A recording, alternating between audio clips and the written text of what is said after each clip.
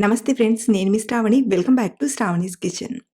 ఈరోజు మన శ్రావణీస్ కిచెన్‌లో దేవి నవరాత్రుల్లో నైవేద్యంలోకి తప్పకుండా చేసే కదంబం రెసిపీని ఈ వీడియోలో మీతో షేర్ చేసుకోబోతున్నానండి. చాలా సింపుల్‌గా, చాలా రుచిగా, చల్లారిన గట్టిపడకుండా మృదువుగా ఎలా చేసుకోవచ్చు. అలాగే ఈ కదంబం రెసిపీని నైవేద్యంలోకే కాదు, సింపుల్‌గా లంచ్‌లోకైనా ప్రిపేర్ చేసుకోవచ్చు. అంతేకాదు ప్రాంతాన్ని బట్టి ఒక్కొక్కరు ఒక్కోలా చేస్తుంటారు. బట్ ఈ వీడియోలో నేను అసలైన కదంబం రెసిపీని నా స్టైల్‌లో చూపిస్తున్నాను.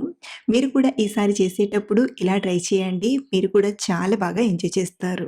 ముందుగా అన్నం ఉడికించడానికి కుక్కర్‌లోకి 1 కప్పు రైస్‌ని తీసుకోండి. వెయిట్ వైస్ 200 గ్రాముల వరకు ఉంటాయి.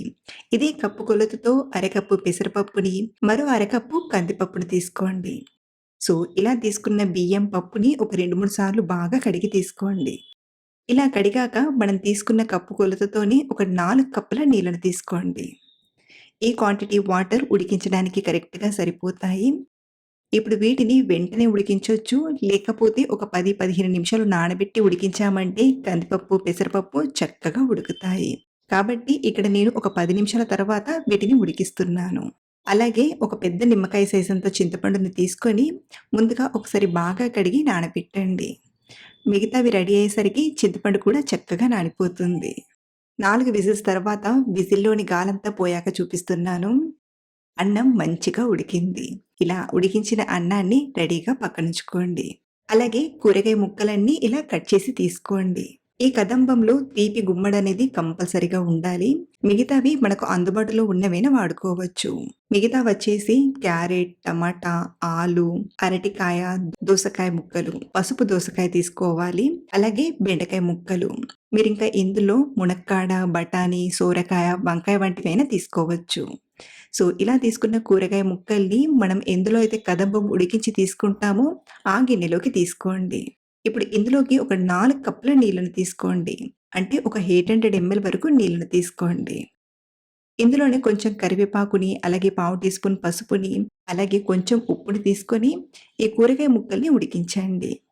మధ్య మధ్యలో కలుపుతూ కూరగాయ ముక్కలు మెత్తగా ఉడికేటంత వరకు ఉడికించండి. కాసేపటికి కూరగాయ ముక్కలు ఉడికాయో లేదో తెలియాలంటే ఇలా ఒక ముక్కను తీసుకొని కట్ చేసి చూసామంటే ఇలా మెత్తగా ఉడికిపోవాలి. ఇప్పుడు ఇందులోకి చింతపండు నుండి తీసిన రసాన్ని తీసుకోండి.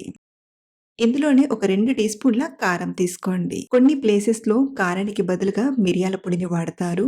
మీరు కావాలంటే ఈ ప్లేస్‌లో కారంకి బదులుగా మిరియాల పొడినైనా తీసుకోవచ్చు. సో, ఇలా ఒకసారి బాగా కలిపాక మళ్ళీ ఇది ఉడకడం స్టార్ట్ అయ్యేంత వరకు ఒక 2 నిమిషాలు ఉడికించండి. ఇందులోకి మనం ఉడికించిన అన్నాన్ని తీసుకొని బాగా కలపండి. మనకు ఈ టైంలో కదంబం అనేది ఈ కన్సిస్టెన్సీలో ఉండాలి.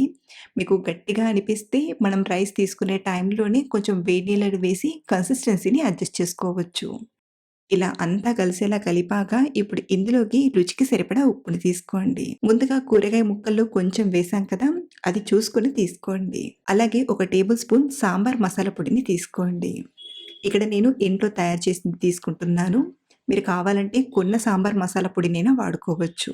అలాగే ఇవన్నీ చక్కగా బ్యాలెన్స్ అవ్వడానికి ఇందులోనే చిన్న బెల్లం ముక్కను తీసుకొని బాగా కలిపి లో ఫ్లేమ్‌లో ఒక 3 నిమిషాలు ఉడికించండి. ఒక 3, 4 నిమిషాలు ఉడికించాక చివరిగా కొంచెం కొత్తిమీర ఆకును తీసుకొని బాగా కలిపి పక్కనుంచండి.